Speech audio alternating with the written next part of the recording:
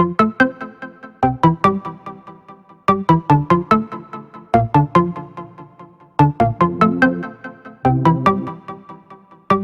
de an aducea bucurie atât în sufletele spectatorilor, cât și al participanților din cadrul festivalurilor de muzică populară. Este vorba despre cunoscuta prezentatoare Marioara Murărescu, realizatoare a emisiunii folclorice Tezaur Folcloric. Aceasta și-a luat la revedere pentru totdeauna de la publicul său, care o îndrăgea atât de mult în data de 30 ianuarie 2014, după mai mulți ani în care s-a luptat cu o boală incurabilă. Întrebată într-un interviu ce ar transmite telespectatorilor ei, Marioara Murărescu spune cu glasul ei cald: "Știm cu toții că cine iubește cântecul este om bun. Ce le pot spune eu tuturor acestor oameni buni? Cel mai frumos blestem, să le fie viața însoțită de cântec și lumină de bucurie." Moartea îndrăgitei realizatoare de Tezaur Folcloric a stârnit numeroase suspine, dar și o serie de controverse privind viața personală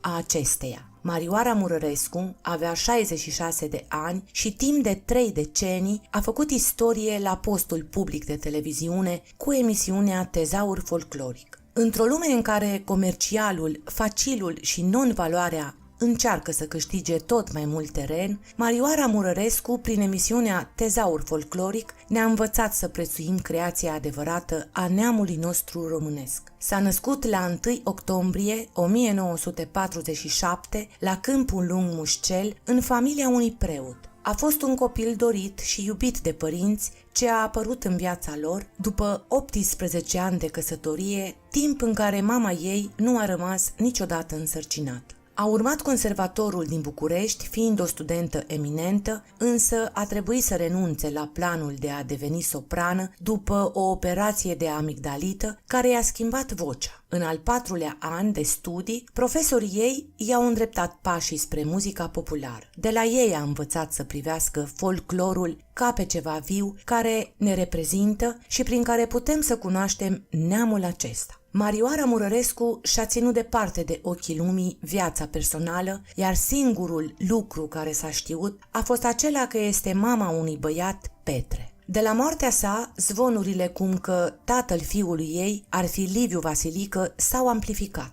Realizatoarea TV, cea care a fost colegă artistei pe platourile televiziunii publice, Elize Stan, afirmă că nu se pune problema ca Liviu Vasilică să fie tatăl fiului Marioarei Murărescu. Că Marioara Murărescu n-a avut parte de bărbatul căruia i-a purtat cea mai mare dragoste nu mai este un secret pentru nimeni. Cei doi au avut o scurtă relație din care a rezultat Petre Murărescu. Totuși, în 1998 a existat un moment în care drumurile celor doi erau pe cale să se intersecteze din nou, dar și atunci a rămas doar ceea ce putea fi. Prezentatoarea TV a suferit un accident de mașină în care a fost rănită grav și a ajuns chiar în spitalul unde doctorul Cezar Baicu lucra. O asistentă medicală, care se afla pe tură în acel moment, a povestit cum tatăl lui Petre Murărescu a preferat să trimită pacienta la București. După ce Marioara Murărescu și Cezar Baicu și-au separat căile, nici măcar băiatul lor nu a vrut să-și cunoască tatăl niciodată.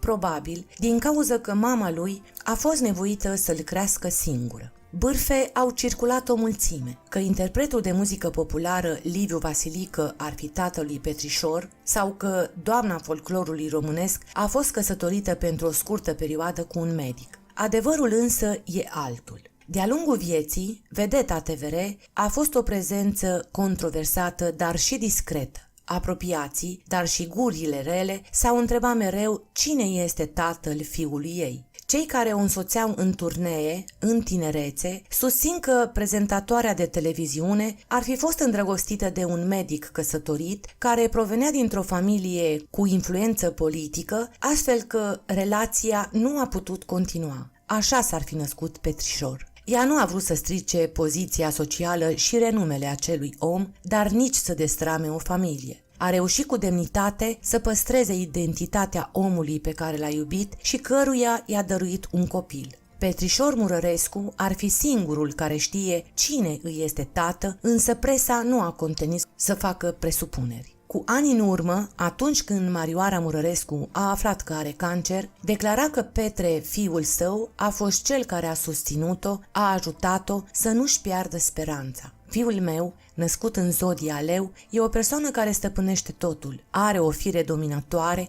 dar și un suflet de miere. De altfel, Petre a fost marea iubire din viața vedetei.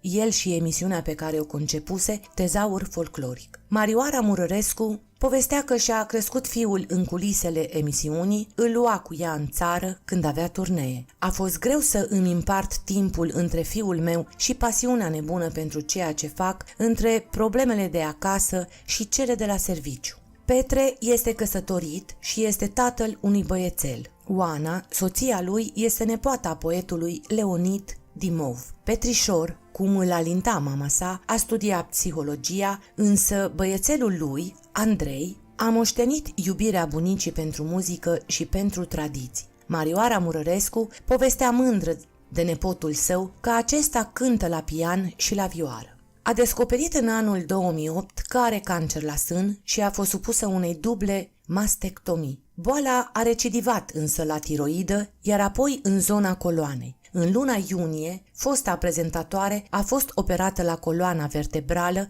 la Cluj, iar luni în șir a fost internată la Spitalul Elias din București pentru recuperare medicală. A fost nevoită să întrerupă tratamentul în noiembrie pentru că au apărut unele complicații, mai exact nu a putut să se ridice din pat, un picior i s-a umflat foarte tare și nu se mai putea deplasa din cauza durerilor. A murit pe 30 ianuarie, răpusă de cancer la 66 de ani. Doamna folclorului românesc a lăsat în urmă amintiri inestimabile, dar și multe taine legate de viața sa privată, despre care nu s-a simțit niciodată confortabil să discute. Realizatoarea emisiunii Tezaur Folcloric a fost înmormântată cu onoruri militare, iar fiul său, Petre, nu a plecat nicio clipă de la căpătâiul său. Ba mai mult, el i-a fost alături zi de zi în cele 10 luni în care a stat internat în spital. La 7 luni de la nefericitul eveniment, Petre Murărescu încearcă să vorbească detașat despre mama sa și mărturisește că încă simte în suflet o durere despre care crede că nu va dispărea niciodată. Sute de oameni au venit la mănăstirea Cernica pentru a-și lua rămas bun de la doamna folclorului românesc.